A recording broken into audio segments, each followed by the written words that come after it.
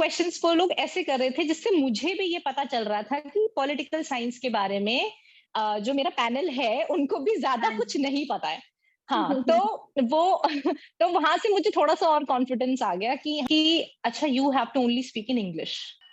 एकदम से डर लगा इस बात को सुन के कि क्योंकि फिर जो मेरी सेवियर टीचर थी, आई मस्ट से दैट, क्योंकि हर इंटरव्यू में एक सेवियर टीचर आपके पास बैठा होता है। वो क्या होता है कि कैंडिडेट्स कहीं पे भी फंसते हैं ना, शायद आपने भी देखा होगा हाँ मैम, जी, आप इंटरव्यू में बैठे थे, बिल्कुल। तो कहीं हाँ पे भी जी। कैंडिडेट्स फंसते हैं, तो वो उस प्रोसेस को स्मूथ करने के लिए आपको थोड़ा हाँ, या तो हिंट देते हैं या फिर आपको कंफर्ट एग्जाम्पल करते देते हैं, हैं। थोड़ा कंफर्ट, हाँ, थोड़ा कंफर्ट लेवल आपका बढ़ाते हैं। हाँ दोस्तों, मेरा नाम है कुसुम गर्ल और आप मुझे सुन रहे हैं हम ही कलाम चैनल पर।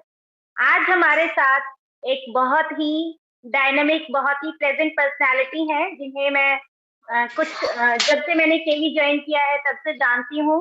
और उनकी मैं जितनी तारीफ कर पाऊँ उतने शब्द मेरे पास नहीं है, मतलब मेरे पास शब्दों की कमी है।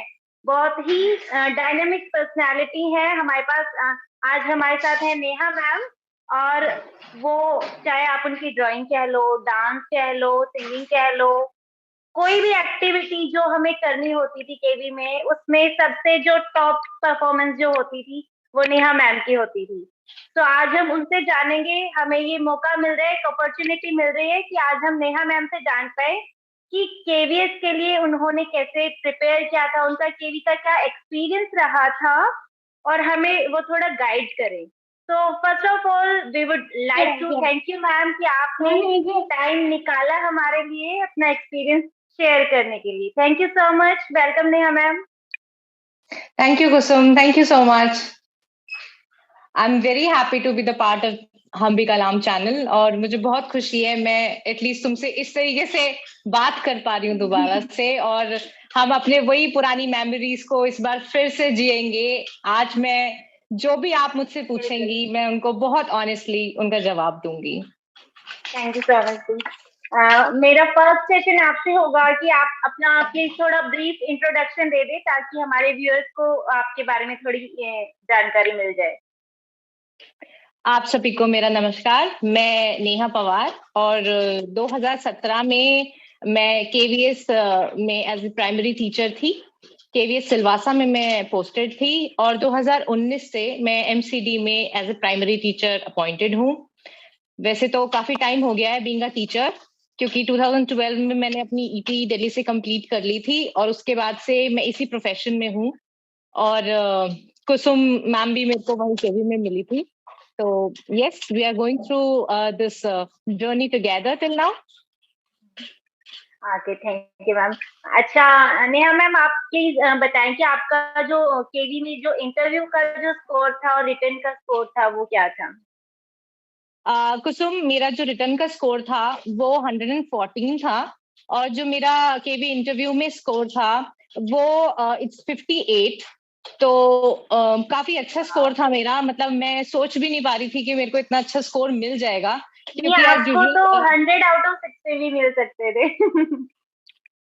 नहीं, वो तो खैर इट इज द पर्सोनिफिकेशन, थोड़ी अतिशयोक्ति अलंकार हो गया ये, पर थैंक यू सो नहीं, मच। बिल्कुल नहीं। लेकिन मेरे को जब स्कोर मिला, जब मैंने देखा, तो मुझे वाकई में मुझे ऐसा लगा कि हाँ, मतलब हो सकता है मैंने इतना अच्छा इंटरव्यू दिया हो। वैसे ये मैंने सेकंड टाइम इंटरव्यू दिया था, एक बार पहले मैं दे चुकी थी बीएलएड के टाइम पे, तो 2009 की बात है ये। तो बीएलएड जो है बैचलर्स इन एलिमेंट्री एजुकेशन, एक कोर्स होता है, तो उसमें मेरा सबसे पहला इंटरव्यू हुआ था। वो कोई इतना खास नहीं था उसमें, उसकी वजह से, क्योंकि मेरी रैंकिंग काफी पीछे चली गई थी। लेकिन हाँ, केवी का इंटरव्यू देख के मुझे काफी खुशी हुई, और ज्यादा कॉन्फिडेंस आया कि हाँ, मैं ये सारी चीजें अच्छे से शायद कर सकती हूँ। अच्छा, आपने फिर केजीएस 2017 में ज्वाइन किया था, सिलवासा में पोस्टेड थे आप।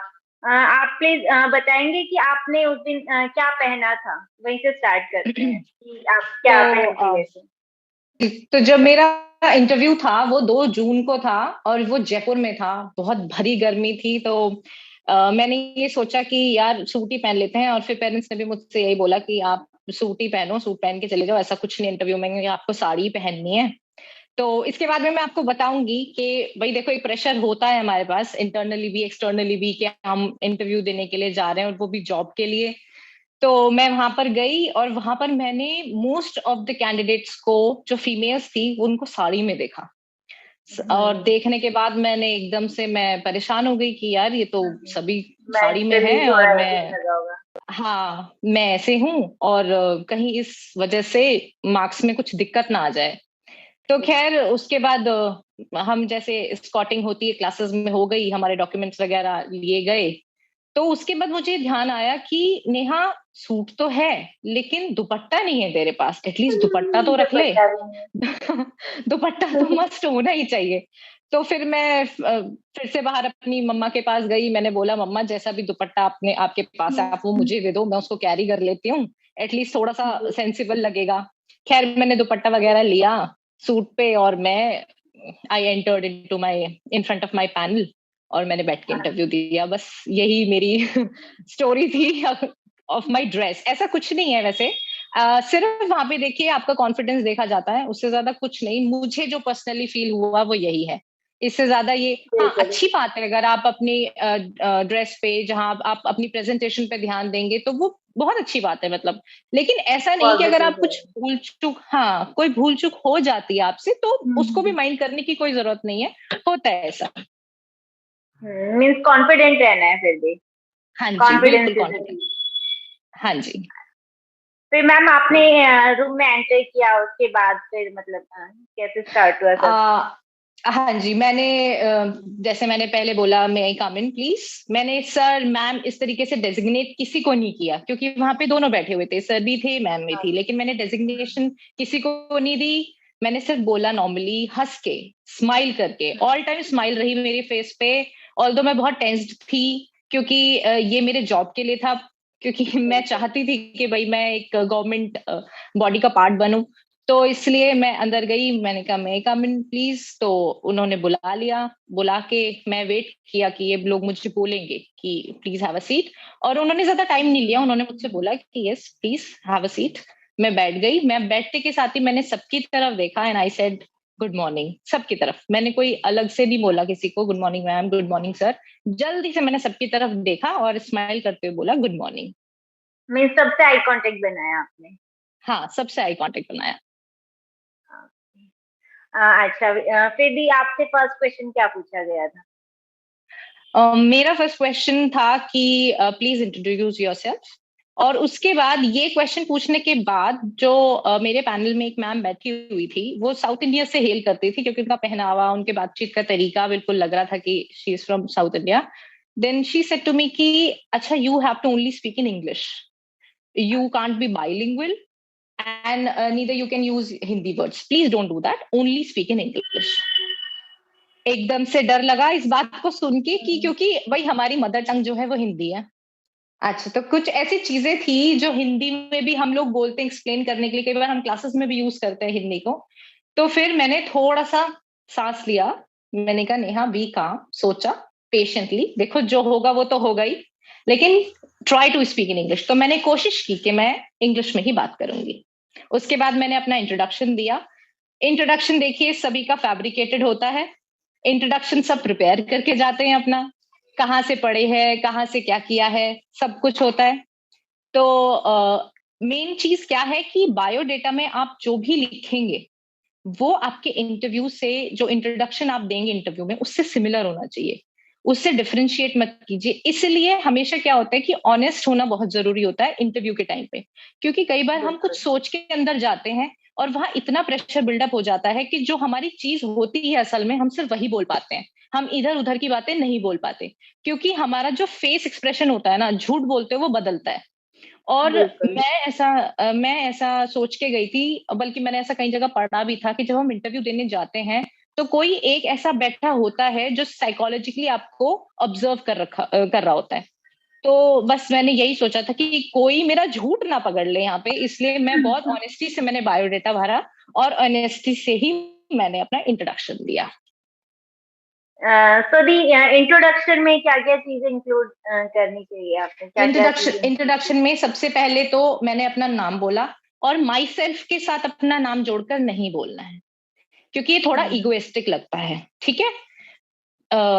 गुड मॉर्निंग करके हाय आई एम नेहा या good morning I am Neha, इस तरीके से आप करके बोल सकते हैं। माई सेल्फ का ना उपयोग किया जाए वो बेहतर है। माई सेल्फ नेहा इस तरीके से थोड़ा इगोइस्टिक लगता है, कभी नहीं करना चाहिए। और दूसरा ये है, मैंने नाम बताने के बाद फिर अपनी एजुकेशन क्वालिफिकेशंस बताई, मैं कहाँ रहती हूँ, मेरे पेरेंट्स क्या करते हैं, और मैं केवीएस में क्यों आना चाहती हूँ। ये मैंने खुद से इंट्रोडक्शन में जोड़ दिया था। इंट्रोडक्शन में ही आपने बता दिया। हाँ जी। मैं ये नहीं चाहती थी कि वो मुझसे क्वेश्चन पुट अप करे और फिर मेरे माइंड में एक प्रेशर आए कि मुझे क्या अच्छा बोलना है। क्योंकि मैंने हमेशा से ये सोचा था कि देखो, मैं बहुत बड़ी बड़ी बातें नहीं बोलूंगी। We are not super humans, we are humans. हम लोग जाएंगे, हमें किस तरीके की क्लासेस, किस तरीके का एनवायरनमेंट मिलता है, उस हिसाब से हम लोगों को अपने आप को ढालना होता है। टीचर्स आर व्हाट, जो ढाल ले अपने आप को वही टीचर्स हैं। तो इसलिए मैंने बहुत बिल्कुल। बढ़ चढ़ के कोई बात नहीं की थी। मैंने बस नॉर्मली, जैसा कि मैं केवीएस में क्यों आना चाहती हूँ, उस टाइम खैर कुछ और चीजें थी दिमाग में, तो वो सब बोल के और then it was over, introduction was over. अच्छा, फिर उसके बाद क्या क्या क्वेश्चन पूछे गए, क्या हुआ? उसके बाद एक जो मेन सर थे, आई गेस वो कहीं मे बी कमिश्नर होंगे कहीं के, क्योंकि उन सब लोग बहुत ही रिस्पेक्टफुली उनकी हर बात को, कोई उनकी बात को काट भी नहीं रहा था। तो उन्होंने मुझसे पूछा कि आप क्या बताना चाहेंगी, मैं आपसे साइंस के कुछ क्वेश्चंस कर लूं। मैंने कहा बिल्कुल सर, आप प्लीज कर लीजिए। लेकिन उन्होंने साइंस के क्वेश्चंस करने से पहले मेरी जो फाइल थी वो खोल ली। हम्म। और वो खोलने के बाद फिर उन्होंने मुझसे एक क्वेश्चन पुटअप किया, और मुझे पता था कि ये क्वेश्चन मुझसे पुटअप होगा। उन्होंने मुझसे क्वेश्चन किया कि जब आपने क्लास 12th साइंस से की थी, तो आपने ग्रेजुएशन ह्यूमैनिटीज से क्यों की। हाँ, वो तो मिसमैच हो मैंने, गया। हाँ वो मिसमैच हो गया। तो मैंने कहा कि सर, ये भी मैंने आंसर बहुत ऑनेस्टली दिया कि सर, साइंस से मैंने की थी, उसके बाद मेरे पेरेंट्स इसी टीचिंग प्रोफेशन में हैं। फिर मेरे पेरेंट्स ने बोला कि भाई ईटी कर लो, ईटी से आप मतलब इस प्रोफेशन में जा सकते हो, it's a very noble profession. और उसके बाद मैंने ये कर लिया। करने के बाद जब मैं दोबारा से कॉलेज की तरफ गई कि अब मैं रेगुलर अपनी हाँ डिग्री कोई जी। लूंगी, और हम्म। उस दौरान मेरी जॉब लग गई कॉन्ट्रैक्चुअल, दिल्ली में ही। फिर मैं साइंस को पूरा दिन नहीं दे सकती थी क्योंकि मैं हाफ डे अपनी जॉब पे रहती, तो इस वजह से मैंने ह्यूमैनिटीज को चूज किया। तो वो आपके आंसर से सेटिस्फाइड लगे आपको? हाँ जी, क्योंकि देखो कुसुम मैम, क्या बात होती है कि उनको ये पता था कि कहीं ना कहीं ये लड़की सच बोल रही है। मैंने अपनी बातों बिल्कुल। में जरा सा भी कोई मिलावट नहीं किया। मैंने जो मतलब मेरे साथ हो रहा था, या मैं जिस प्रोसेस से जा रही थी, वो प्रोसेस मैंने उनके सामने बिल्कुल सही रखा। हम्म। देखिए, इंटरव्यू में ऐसा नहीं होता आपको कि बहुत कुछ अच्छा दिखाना होता है। आपको अपना रियल सेल्फ दिखाना होता है। और रियल सेल्फ बिल्कुल। दिखाएंगे तो वो लोग सोचेंगे, वो लोग समझेंगे। इंटरव्यूअर्स का काम होता है आपको कंफर्टेबल करके सिर्फ ये जानना कि आप किसी चीज को हैंडल कर पाओगे या नहीं। सिर्फ ये काम होता है उनका। बाकी नॉलेज वगैरह तो जैसे आप अपनी प्रीवियस वीडियोस में बता चुके हो, नॉलेज वगैरह वो देख चुके हैं आपकी, उनको नॉलेज से कोई लेना बिल्कुल। देना नहीं आपकी। वो सिर्फ ये जानना चाहते हैं कि आप जिस काम के लिए आपको जिम्मेदारी पकड़ाई जाएगी, आपको वो आप काम कर पाओगे या नहीं कर पाओगे। बिल्कुल, उतनी सेंस है या नहीं, मतलब आप उतनी हाँ जी। रिस्पॉन्सिबिलिटी ले पाएंगे या नहीं। ठीक है। एंड फिर नेहा मैम, आपने जो सुटेबिलिटी फॉर द पोस्ट जो होता है 50 वर्ड्स, आपने कहा कि मतलब वो मैच होने चाहिए इंट्रोडक्शन से, तो उसमें मतलब ऐसा क्या लिखा था, मतलब कुछ अगर आपको याद है तो? मैंने सबसे पहली बात तो मैंने यही लिखी थी कि क्योंकि मैं प्राइमरी सेक्शन के लिए जा रही थी, तो मैंने लिखी थी कि मुझे बच्चों से लगाव है। मैं बच्चों को काफी पसंद करती हूँ। जितने मतलब देखिए, जो छोटे बच्चे होते हैं ना, पढ़ने से ज्यादा आपको उनके साथ एडजस्टमेंट आनी चाहिए। किस तरीके से वो बच्चे, और छोटे बच्चे जो है अपने टीचर से बहुत प्यार करते हैं। तो मैंने यही सब लिखा था कि मैं बच्चों से बहुत प्यार करती हूँ, मैं चाहती हूँ उनका बेस बनाना। मैं एक ऐसी प्रोफेशन में एंटर कर रही हूँ जहां से बच्चे जो है बड़े होके कोई साइंटिस्ट बनेगा, कोई इंजीनियर बनेगा, तो मैं उनका बेस मजबूत कर पाऊंगी। और मैंने एक एक लाइन ऐसी लिखी थी जो हो सकता है थोड़ी चीजी लगे, बट वो ऐसी थी क्योंकि मेरे पेरेंट्स ये बात बोलते हैं कि अगर बिल्डिंग की नींव पक्की होती है तो बिल्डिंग अच्छी बनती है। तो मैंने ये लाइन उसमें मेंशन की थी कि मैं नींव बच्चों की इतनी मजबूत बनाना चाहती हूँ कि आप उनके ऊपर, उनके लिए लाइफ में कोई भी चैलेंजेस कर देंगे तो वो उनको फेस कर पाएंगे, वो उनसे घबराएंगे नहीं। तो तो मैंने ये सारी चीजें अपनी बायोडाटा में लिखी थी। फिर उसमें से भी आपसे कुछ क्वेश्चंस पुटअप किए गए थे?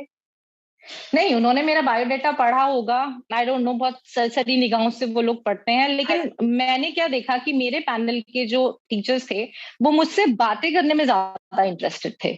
उन्होंने मेरा बायोडाटा एक बार देखा, उन्होंने मेरी डॉक्यूमेंट्स वगैरह देखे, उसके बाद उन्होंने डायरेक्ट 1-to-1 क्वेश्चंस मुझसे किए हैं और उनसे रिलेटेड कोई क्वेश्चंस नहीं किए ज्यादा। फिर आपसे मतलब आपकी जो ग्रेजुएशन हो गई या फिर जो आपके 12th वाले सब्जेक्ट थे, तो फिर उनसे भी क्वेश्चंस पूछे गए थे? हाँ, 12th क्लास से सिर्फ मुझसे न्यूटन के तीनों लॉ पूछे थे उन्होंने, जो कि I think the easiest part है फिजिक्स का। और उसके बाद फिर जो मेरी सेवियर टीचर थी, आई मस्ट से दैट, क्योंकि हर इंटरव्यू में एक सेवियर टीचर आपके पास बैठा होता है। वो क्या होता है कि कैंडिडेट्स कहीं पे भी फंसते हैं ना, शायद आपने भी देखा होगा मैम, आप इंटरव्यू में बैठे थे, तो कहीं पे भी कैंडिडेट्स फंसते हैं, तो वो उस प्रोसेस को स्मूथ करने के लिए आपको थोड़ा या तो हिंट देते हैं या फिर आपको एग्जाम्पल देते हैं, थोड़ा कंफर्ट, हाँ, थोड़ा कंफर्ट लेवल आपका बढ़ाते हैं। तो फिर उन टीचर ने बीच में रोककर कहा कि sir, she has done political science graduation, तो isn't it better we could ask something from political science. तो फिर उन सर ने भी फिर एकदम से क्वेश्चन पलट के और पॉलिटिकल साइंस पे ले आए। अच्छा, फिर वो तो आपका था ही, मतलब तो आपने आंसर कर दिया होगा उसमें। हाँ जी, नेहा मैम, फिर आपसे और क्या क्या क्वेश्चंस पूछे गए थे? फिर वो लोग पॉलिटिकल साइंस पे आ गए और पॉलिटिकल साइंस पे आने के बाद उन्होंने फैक्चुअल क्वेश्चंस मुझसे पूछने स्टार्ट किए। Factual in the sense like कि प्रेसिडेंट कौन है हमारा, दैट वाज अ वेरी, मतलब I mean very baseline question, लेकिन पता नहीं क्यों उन्होंने पूछा होगा, शायद इसके बाद कुछ। तो मैंने बता दिया कि वे प्रेजेंट जो हमारे प्रेसिडेंट हैं वो कौन है। तो फिर उन्होंने बोला कि हाँ, आपको पता है प्रेसिडेंट का इलेक्शन कैसे होता है? मैंने कहा यस सर, कैसे होता है? मैंने कहा सर, सिंगल ट्रांसफरेबल वोट से होता है, उसके लिए एक अलग से इलेक्टोरल कॉलेज है, वो बनाया जाता है। तो उनकी फिर भी मतलब they were not clear about that what is STV, और उनको थोड़ा सी कंफ्यूजन था कि क्या इसको पता है एसटीवी क्या है। अब इसने बोल तो दिया कि एसटीवी क्या है, लेकिन क्या इसको पता है? अच्छा कुसुम मैम, उससे पहले ना मैं एसटीवी के बारे में बहुत अच्छे से पढ़ चुकी थी, जैसे एग्जाम प्रिपरेशन के दौरान। तो मैंने उनको बहुत ही लेमन लैंग्वेज में एसटीवी का मतलब समझाया। मैंने कहा sir, can I use the board? तो सर ने बोला yes of course, why not. फिर मैं उठ के गई, मैंने उनको प्रॉपर एसटीवी समझाया कि किस तरीके से कैंडिडेट्स होते हैं, किस तरीके से चुने जाते हैं, किस तरीके से वोट्स जो है वो पोल्ड होती हैं, और ABC करके मैंने उनको सब कुछ अच्छे से समझाया कि किस तरीके से। दे वर क्वाइट इम्प्रेस्ड कि हाँ, इसको पता है कि सिंगल ट्रांसफरेबल वोट क्योंकि क्या वो चीज खुद भी होती है। डाउट में होंगे ना। हाँ, वो खुद भी डाउट में थे। अच्छा मैम, क्या बात है कि जब वो मुझसे क्वेश्चंस कर रहे थे ना, तो कुछ क्वेश्चंस वो लोग ऐसे कर रहे थे जिससे मुझे भी ये पता चल रहा था कि पॉलिटिकल साइंस के बारे में जो मेरा पैनल है उनको भी ज्यादा कुछ नहीं पता है। हाँ, तो वो तो वहां से मुझे थोड़ा सा और कॉन्फिडेंस आ गया कि हाँ चलो ठीक है, इनको फैक्चुअल पता है, तो मैं अच्छे से जवाब दूंगी। मैं अपनी तरफ से कुछ गलत नहीं बोलना चाहती थी, क्योंकि बाय चांस ऐसा कई बार होता है कि कुछ क्वेश्चंस हम नॉर्मली भी पढ़ लेते हैं। तो मैंने यही सोचा था कि मैं जो भी एक्सप्लेन करूंगी अच्छे से करूंगी, और जो मुझे नहीं आता होगा ना वो मैं मना कर दूंगी। यानी कि जैसे कि सभी पूछते भी हैं कि जो हमारे ग्रेजुएशन के जो सब्जेक्ट हैं, तो हम वो दोबारा रिवाइज करें या नहीं करें। तो मैं जनरली उन्हें ये सजेशन देती हूँ कि जो मेन मेन टॉपिक्स है ना, जिनके ऊपर न्यूज में कुछ कुछ आता रहता है, सिर्फ वो रिवाइज कर लो, वो इनफ रहेगा। वो तो इनफ आप, रहेगा, बिल्कुल। हाँ जी, ठीक वो है। आपको फ्रीडम अच्छा, ऑफ वो आपको फ्रीडम ऑफ एक्सप्रेशंस देते हैं जब आप इंटरव्यू के दौरान वहां पे बैठे होते हो। तो वो देते हैं, जैसे उन्होंने मुझसे एक क्वेश्चन किया और मैंने उसको बहुत अच्छे से एक्सप्लेन कर दिया, तो उनको पता है कि हाँ, सब्जेक्ट पे पकड़ है, ठीक है। तो वो क्या करेंगे, धीरे धीरे नीचे आना शुरू कर देंगे कि चलो अब इसका पूछ ले, इसका पूछ ले, वही आप वाली बात, कुछ करंट इवेंट्स में से पूछ लिया जाएगा। और एक समय ऐसा आया जब उन्होंने मुझसे कहा कि अच्छा, आपने पॉलिटी पढ़ी है, तो आप मुझे इंडियन कॉन्स्टिट्यूशन के अलावा कुछ और हो तो आप मुझे बता सकते हो। मैंने कहा सर, मैंने वर्ल्ड पॉलिटिकल थॉट पढ़ा है और मुझे कुछ ऐसे थियोरीज वगैरह बहुत अच्छे लगते हैं। तो उन्होंने बोला चलो बताओ किसकी कोई थ्योरी आपको अच्छी लगती है। तो मुझे कार्ल मार्क्स बहुत पसंद है, तो मैंने कार्ल मार्क्स की थ्योरी के बारे में बताया। तो उन्होंने मुझसे बोला कि क्या ये प्रैक्टिकल है? मैंने कहा सर, यही तो प्रैक्टिकल है, बाकी सारी चीजें तो थ्योरी है। कार्ल मार्क्स ने जो भी बातें बोली, कम्युनिज्म के ऊपर बोली है, इलिटिस्ट के बारे में बोली है, बर्जिस क्लास के बारे में बोली है, वही अब चल रहा है। ठीक है, तो कार्ल मार्क्स ने एक बात ये बोली थी कि जब सारा काम वर्कर करते हैं, I am explaining it in very layman language, कि सारा काम वर्कर्स करते हैं, तो फिर जो वर्क फोर्स है, जो ऊपर लोग बैठे हुए हैं, सारी चीजें तो वही ले जाते हैं। तो इस चीज को खत्म करना पड़ेगा, और ये खत्म कौन करेगा? जो काम कर रहे हैं, जो वर्कर्स हैं। तो ये वाली चीज मुझे बहुत पसंद थी कार्ल मार्क्स की, तो ये सारी चीजें मैंने उनको बताई, एंड दे वर लाइक, मतलब उनको अच्छा लग रहा था शायद मेरा बोलना, क्योंकि उन्होंने काउंटर क्वेश्चन मुझसे कुछ किया नहीं। हाँ शायद मतलब उन्हें लगा होगा कि आपको नॉलेज है, वो मतलब समझ गए थे कुछ क्वेश्चन से, तो फिर इसलिए वो ज्यादा डीप गए नहीं थे उसमें। नहीं गए, हाँ। नेहा मैम, फिर क्या आपको डेमो के लिए भी कहा गया था किसी सब्जेक्ट या किसी हाँ टॉपिक जी, के लिए? हाँ जी मैम, जब मैं एसटीवी समझा रही थी, ब्लैक बोर्ड पे ही थी उसी टाइम, तो उन्होंने बोला कि चलो अब जब यहाँ तक उठी गई हो तो कुछ पढ़ा दो, बता दो। तो इधर भी इन्होंने मुझे फ्रीडम दी थी कुछ भी पढ़ाने के लिए। उन्होंने मुझसे खुद नहीं कहा था, कोई टॉपिक मुझे खुद नहीं दिया था, उन्होंने मुझसे कहा था कि मैं कोई टॉपिक चूज करके खुद पढ़ा दूं। तो मैं सोच कर गई थी, मैं 2-3 पोम्स जो थी वो इंग्लिश की याद करके गई थी, और हिंदी की भी मैंने की थी। अच्छा, मुझे ये पता था कि मैं सबसे ज्यादा एक्सप्रेशंस जो है वो कविताओं और पोम्स में ही दे सकती हूँ, और अच्छे से उसको पढ़ा भी सकती हूँ। और अगर मैंने कोई प्रैक्टिकल टॉपिक या साइंस या मैथ उठा लिया तो मुझसे काउंटर क्वेश्चंस हो सकते हैं। तो जब मेरे पास फ्रीडम बिल्कुल। थी तो मैंने इसका पूरा यूज किया। तो मैंने हिंदी की एक कविता है, ऊंट चला भाई ऊंट चला, मैंने हाँ इसको जी। स्टार्ट किया डेमो देना। और डेमो में वही अपना डेट लिखी, सब्जेक्ट का नाम लिखा, चैप्टर जो मैं पढ़ा रही थी वो लिखा, और साइड में प्रेजेंट एब्सेंट मतलब टोटल स्ट्रेंथ जितनी भी होती है वो लिखी, और उसके बाद मैंने पढ़ाना शुरू किया। ऑल्दो पूरा पैराग्राफ भी पूरा नहीं हुआ था मेरा, उन्होंने बोला एक पैरा भी मैंने पूरा नहीं किया, उन्होंने बोला ठीक है ओके, आ जाइए आप, बैठ जाइए आके। फिर मैं जाके बैठ गई। अच्छा, उससे पहले क्या है, एक बहुत इंपॉर्टेंट चीज है कि जब आप अपना डेमो दे चुके होते हैं तो ब्लैक बोर्ड को साफ करना मत भूलिए। आपके पास भी डस्टर नहीं है ना, आप इधर उधर देखिए, पूछ लीजिए अगर नहीं है तो, क्योंकि उनकी टेबल पे सारा सामान उपलब्ध होता है। उनकी टेबल पे सारी बुक्स रखी होती है एनसीईआरटी की, आपकी फाइल हाँ रखी जी। होती है, डस्टर सब होता है उनके पास। तो फिर मैंने उनसे लिया और अपना बोर्ड साफ किया, और फिर मैं आके बैठ गई। अच्छा, ये तो फिर ओवरऑल आपका जो इंटरव्यू का ड्यूरेशन था वो कितना रहा है इट वॉज अबाउट लगभग? 20 to 25 minutes. It was pretty 25। Long. वो या। भी कैसे, मैं बताती हूँ कि 2 शिफ्ट्स में थे इंटरव्यू, एक मॉर्निंग और एक इवनिंग, बीच में था बफर टाइम, और मैं मॉर्निंग शिफ्ट की लास्ट कैंडिडेट मेरे पैनल में। तो मुझे ये पता था कि अगर इनको मेरे से बात करने में मजा आया तो आराम से 20 से 25 मिनट ये मेरे लेंगे, and the exact thing happened. बिल्कुल उन्होंने मेरे को बिल्कुल। 20 से 25 मिनट में ही फ्री किया था। और वो तब फ्री किया था, मैं आपको बताती हूँ, मेरा मतलब उन्होंने फिर फैक्चुअल क्वेश्चंस पूछने मुझसे शुरू किए, जैसे देश कब आजाद हुआ था, कितने दिनों में हमारा संविधान बना था, इस तरीके से। तो लास्ट वाला क्वेश्चन उन्होंने मुझसे पूछा था कि डू यू नो हमारे देश में सेंसस कब स्टार्ट हुआ था और किसने स्टार्ट किया था। तो मुझे पता है फुल फ्लेजेड जो सेंसस था हमारा वो लॉर्ड मेयो ने करवाया था, समथिंग 1800s में करवाया था। अब मुझे एग्जैक्ट डेट उसकी याद नहीं थी, तो यहां मैं अटक गई थी। तो मैंने कहा समथिंग इन हाँ जी। 1800। तो उन्होंने बोला not something, give me the exact date. मैंने कहा sir I am really sorry, मैं कंफ्यूज हूँ लेकिन मुझे एग्जैक्ट डेट नहीं पता। तो वो बोले कि आर यू श्योर कि आप कंफ्यूज हो। मैंने कहा यस सर मैं कंफ्यूज हूँ, मुझे पता तो है, बट अगर मैं गलत बोलूंगी इससे अच्छा तो ये है ना कि मैं ना ही बोलूं। तो उन्होंने अच्छा। बोला कोई बात नहीं Neha, well done, you really did great job. और फिर उन्होंने बोला it's a winding up question, so we are wrapping up, all the best Neha. तो इतना करके फिर उन्होंने कहा अब आप जा सकते हैं। Then I came from the class and I was quite happy कि हाँ, सब कुछ जो गया अच्छा चला गया।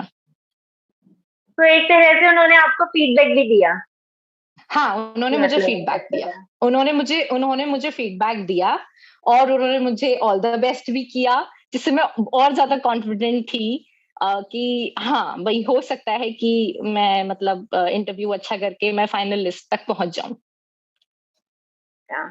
अच्छा, अभी फिर आपने ओवरऑल जो आपका जो केवीएस का जो इंटरव्यू था उसके लिए कैसे प्रिपेयर किया था, मतलब क्या प्रिपरेशन की थी आपने, क्या रहा था? मैंने कोई बाहर जाके प्रिपरेशन नहीं की थी। और उस टाइम में 2017 की बात है कुसुम मैम, तो इतना ना क्या कहते हैं, यूट्यूब वगैरह पे इतने इंटरव्यूज भी नहीं होते थे। अब तो बहुत होने हाँ लगे हैं। जी, अब तो बिल्कुल। एक चैनल चलाएंगे, उसके साथ के आपकी इतने सारे रिकमेंडेशन आएंगे।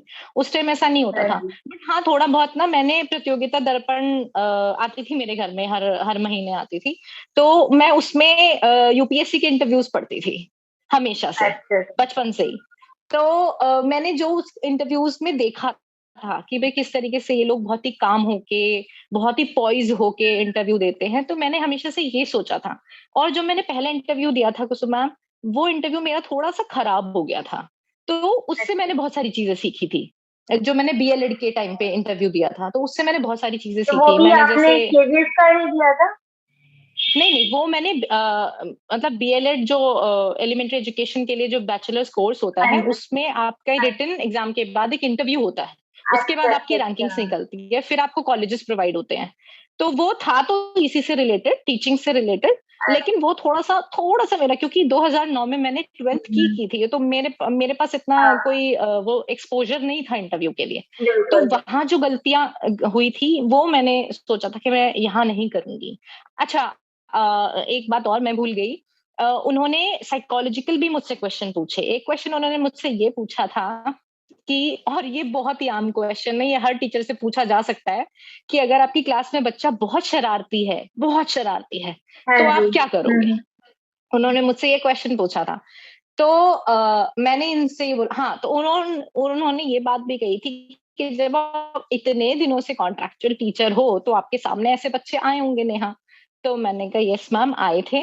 और मैं इनको दो तरीके से देखती हूँ। पहली बात तो ये कि जो प्राइमरी में बच्चा होता है ना, वो पढ़ने के लिए, सेटल होने के लिए पहले आता है। सबसे पहले मैम, बच्चे का जो है एडजस्टमेंट बहुत जरूरी होता है। और मैं दो तरीके से इस चीज को देखती हूँ। पहली बात तो ये, सबसे पहले मैं उस बच्चे को ऑब्जर्व करूंगी, क्योंकि केस स्टडी बनाना बहुत जरूरी है किसी भी बच्चे को लेके, और खासकर ऐसा बच्चा जो बहुत ज्यादा न्यूसेंस क्रिएट कर रहा है, क्लास में बहुत शरारती है। जैसे सभी ने किया होगा, ईटीई में जब आपने किया होगा, या कोई भी कोर्स टीचिंग से रिलेटेड किया होगा, तो आपने केस स्टडीज जरूर बनाए होंगे। हमने भी बनाए थे। तो मैंने ये कहा कि मैं ऑब्जर्व करूंगी। अच्छा, बच्चा दो वजह से परेशान हो सकता है, या तो उसका स्कूल में मन ना लग रहा हो, या उसका घर पे मन ना लग रहा हो। दो तरीके से इतना छोटा बिल्कुल। बच्चा साइकोलॉजिकली तभी न्यूसेंस क्रिएट करता है। तो अगर स्कूल में कोई प्रॉब्लम है,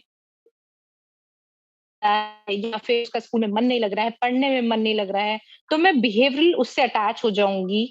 as an friend, as a motherly figure, मैं उससे बात करूंगी। और उसके बाद बहुत जरूरी है, अगर वो घर की तरफ से परेशान है, तो मैं उसके पेरेंट्स से बात करूंगी। और अगर उनसे कोई फीडबैक पॉजिटिव मुझे आता है, तो वेल एंड गुड है। अगर उनकी तरफ से फीडबैक मुझे पॉजिटिव नहीं आता है, तो मैं खुद अपनी एंड से देखूंगी कि मैं इसकी एनर्जी किस तरीके से चैनलाइज करूं। या तो फिर मैं उसको आर्ट एंड क्राफ्ट में डालूंगी, या मैं उसको सिंगिंग डांसिंग में डालूंगी, या उसको कुछ अच्छा लग रहा होगा तो मैं उस चीज में उसकी एनर्जी चैनलाइज कर दूंगी। पढ़ने के ऊपर मैं उसको दबाव नहीं डालूंगी बिल्कुल भी। ये शॉर्ट शॉर्ट है बीइंग अ टीचर। अगर कोई बच्चा शरारत कर रहा है, तो उसका हाई एंड एक रेमेडी ये नहीं कि आप उसको पढ़ाने बिठा दो, नहीं। सबसे पहले बिल्कुल। जानो कि क्या वजह है जिस वजह से ये परेशानी क्रिएट कर रहा है, और उसके बाद ही हम उसकी रेमेडीज लेकर आते हैं, अब वो चाहे उसमें कुछ भी हो। क्योंकि होलिस्टिक पर्सनालिटी को हमें प्रोग्रेस करना है। ऐसा नहीं कि बच्चा आया, पढ़ा और घर चला गया बस। तो उन्होंने स्माइल दी। मुझे नहीं पता मेरा आंसर कितना परफेक्ट था कितना नहीं, but then she gave a smile and she said to the other sir कि अब आप क्वेश्चन कर लीजिए। ओके, सो आप ये आंसर प्रिपेयर करके गए थे या आपने ऑन द स्पॉट आंसर किया था ये, क्योंकि काफी अच्छा आंसर है। क्योंकि कुसुम देखो, मैंने पढ़े थे, मैंने आपको बताया है कुछ, लेकिन मैं ये मान के गई थी। वहां पे जाने के बाद जो है, मैं केस स्टडीज वगैरह ये सब पढ़ के गई थी, बच्चों के बारे में भी पढ़ के गई थी। मैंने एक बीएड की किताब ली हुई थी साइकोलॉजी की, मैं उसको पूरा पढ़ के गई थी कि इसमें से अगर मुझसे कोई क्वेश्चन पूछ लिया जाए तो I will be able to answer. तो वहां पे मैंने यही सब देखा। और एग्जाम्पल्स की बात यह है कुसुम मैम, कि एग्जाम्पल स्पॉन्टेनियस होते हैं। एकदम से आते हैं। मतलब एग्जाम्पल्स के लिए आपको ज्यादा सोचना नहीं पड़ता, बिल्कुल। एकदम से स्पॉन्टेनियस। और जब आप किसी चीज में बहुत ज्यादा एंटर कर जाते हो तो आपका दिमाग अल्टीमेटली काम करना शुरू कर देता है। इट्स जस्ट कि अपने आपको अपने आप आप को अच्छे पुश से देना है। एग्जाम्पल्स आते हैं। हाँ, हाँ जी। अच्छा, फिर नेहा मैम, आप ओवरऑल हमें क्या टिप्स देना चाहेंगी कि मतलब हमारे स्टूडेंट्स जो हैं वो कैसे प्रिपेयर टिप करें, किन बातों का ध्यान रखें? एक तो सबसे पहले ये है कि देखिए, smile all the time face पे होनी चाहिए। आपको कितनी भी परेशानी है ना, कितनी भी फेक हाँ स्माइल जी। भी कर रहे हैं ना आप, but just do it, it is important, बहुत इंपॉर्टेंट है। दूसरी बात ये है, एकदम से जवाब देने की जरूरत नहीं है। As soon as they are questioning, मैंने बहुत सारे कैंडिडेट्स को ऐसे देखा है, जैसे ही क्वेश्चन करेंगे फटाफट आंसर देने की कोशिश करेंगे। वो आपकी हम्म। स्पीड नहीं देख रहे, वो बस ये देख रहे कि आप क्या क्वालिटी उनके सामने रख रहे हो आंसर्स की। ठीक है, सांस लो, सोचो उसके बारे में कुछ सेकंड्स। ठीक है, थोड़ा प्रोसेस करो कि वो उन्होंने क्या पूछा, क्या आप उनका क्वेश्चन समझ पा रहे हो वो क्या पूछ रहे हैं, क्योंकि क्वेश्चन समझना भी एक बड़ी टास्क है।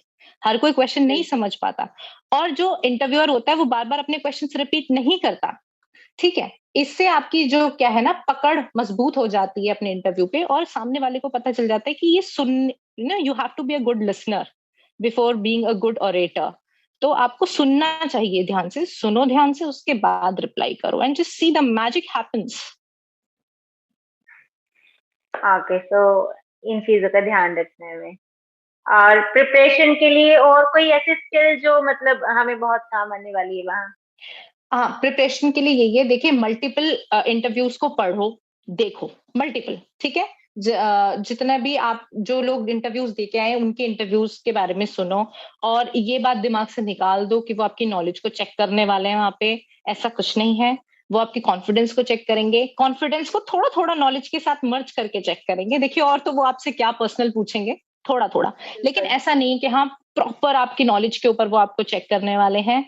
सिर्फ और सिर्फ जो आपने अब तक मेहनत की है ना, लेके अपनी डिप्लोमा से और बच्चों को पढ़ाने तक, बस उस पर विश्वास रखिए। मल्टीपल टाइम रिविजन्स कीजिए। जब आप मल्टीपल टाइम रिविजन्स करते हैं तो आपके दिमाग में अपने आप आइडियाज आ जाते हैं। कोई भी बुक पकड़ लीजिए, जरूरी नहीं है कि आपको एक पर्टिकुलर, भाई उसने बता दी है तो वही करेंगे। एक बुक पकड़ के अपने आप को पूरा ब्रश अप कीजिए। और जो बच्चे कोचिंग वगैरह पे जाते हैं इंटरव्यू की प्रिपरेशन के लिए, देखिए, वो आपका विल है, फ्री विल, आप जाना चाहते हैं तो चले जाइए। मैंने कोई कोचिंग नहीं ली थी, ना ही केवी के एग्जाम के लिए, रिटर्न के लिए, और ना ही इंटरव्यू के लिए। अच्छा, और मॉक इंटरव्यूज किए थे मॉक इंटरव्यूज आपने दे या सकते फिर? हैं। नहीं नहीं, मैंने मॉक इंटरव्यूज, मैंने कोई अच्छा। भी मतलब इंटरव्यू के उस पे या फिर रिटर्न पे मैंने कुछ नहीं लिया था। हम बस, हाँ, पागलों की तरह पढ़ते थे, क्योंकि पहली जॉब थी, सरकारी चाहिए थी। मेरे मन में ये था कि ईटी की हुई है, बिल्कुल। मैं कोई भी पढ़ाई ऐसी है जो जाया नहीं होगी मेरी तरफ से। तो हम लोग बस हाँ जी। बहुत पढ़ते थे और दिस इज द एंड। ठीक है, थैंक यू मैम, आपने इतने वैल्यूएबल सजेशंस दिए, हमें इतना अच्छे से गाइड किया है। मुझे उम्मीद है ये हमें बहुत काम आने वाली है। और कुछ बातें जैसे कि आपने जो बताया पॉलिटिकल साइंस वाला, कि अगर आपके सब्जेक्ट आपने स्विच किए हैं तो उससे क्वेश्चन बन सकता है, या फिर गलत भी आंसर कर रहे हैं, उससे बचने से उससे बेटर है कि हम उन्हें कह दें कि हमें नहीं आता, ये नहीं वाला आता है, पॉइंट। बिल्कुल। जी जी। हाँ, यानी कि overall confidence is the key. Confidence is जितना द की। और जरूरी है। दूसरा, गलत चीजों को बोलने से बचें। आते हैं, the very first thing is confidence, second thing is smile, and the third thing is being honest. देखिए, इसका कोई सब्स्टिट्यूट नहीं है। ठीक है, झूठ बिल्कुल बोलोगे बिल्कुल। पकड़े पकड़े जाओगे, फॉर श्योर हाँ पकड़े जी। जाओगे। सच बोलोगे, अच्छे से काम हो जाएगा, बहुत अच्छे से हो जाएगा, वो आप लोगों को बिल्कुल क्वेश्चन नहीं करने वाले हैं। ठीक है, और झूठ बोलोगे तो पकड़े जाओगे, क्योंकि मुझे लगता है शायद ही कोई ऐसा इंसान होगा कि भाई झूठ बोलेगा और पकड़ा ना जाए ऐसे इंटरव्यू में। बिल्कुल, क्योंकि कुछ एक एक जो होते हैं पैनल में, वो तो हमें सिर्फ ऑब्जर्व ही कर रहे होते हैं, तो फिर बिल्कुल बिल्कुल चांसेस होते हैं बिल्कुल। कि एक, हमारे हाँ, जो एक तो ऐसे थे पेशेंस उन्होंने, हैंग मोमेंट्स है। जी बिल्कुल बिल्कुल, एक तो ऐसे थे, उन्होंने मुझसे कोई क्वेश्चन नहीं किया, ही वाज जस्ट हाँ जी। स्टेयरिंग। उन्होंने मुझसे कोई क्वेश्चन नहीं किया, हालांकि मैं आई कांटेक्ट बनाने की कोशिश कर रही थी रिप्लाई देती हुई भी, ऐसा नहीं कि जिसने क्वेश्चन पूछ लिया बस उसी को मैंने कोशिश की कि मैं आई कांटेक्ट बनाऊं, सबको लगे कि सब इम्पोर्टेंट है, लेकिन ऐसा वो एक सर ऐसे थे, उन्होंने मुझसे कोई क्वेश्चन नहीं किया, ही वाज जस्ट स्टेयरिंग मी। अब मुझे नहीं पता कि वो क्या, हाँ सबके हाथ में पेंसिल्स थी, सब मार्किंग कर रहे थे, बट क्वेश्चन उन्होंने मुझसे नहीं पूछा। तो मुझे पॉसिबली ये लगा कि शायद ये मेरी साइकोलॉजी को या मेरे बिहेवियर को या मेरी पर्सनालिटी को जज कर रहे हैं, तो मुझे ये लगा। ओके, मीन्स वो बेसिकली यही पता लगाने की कोशिश कर रहे थे कि कुछ फेक तो नहीं कर रही है, मतलब। हाँ जी, बिल्कुल, बिल्कुल। ठीक है, thank you so much ma'am, आपका हमने इतना टाइम लिया और आपने टाइम निकाला भी। Thank you so thank you much. So much. हमें आगे भी थैंक यू। जरूरत पड़ेगी तो हम आपसे गाइडेंस लेंगे। Thank you so much. बिल्कुल, बिल्कुल। I am so happy to give you. Thank you Kusum ma'am. Thank you bye, take ma'am. Care. Bye bye.